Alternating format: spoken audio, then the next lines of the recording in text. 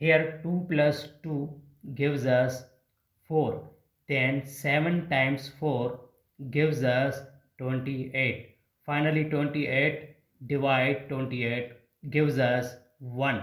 But this answer absolutely wrong, because according to order of operation, first we do parenthesis, then exponent, then multiplication, then division, finally addition or subtraction. Remember that in multiplication and division have equal priority. Always work from left to right. Same applies addition and subtraction.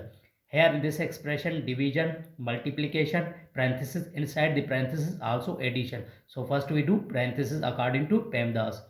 So 28 divide 7 times, now 2 plus 2 gives us 4. 2 plus 2 gives us 4. Then division and multiplication, because according to PEMDAS we know that multiplication division have equal priority. Always work from left to right. So first we division, 28 upon 7 times 4.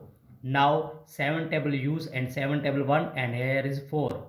So 4 times 4 gives us 16.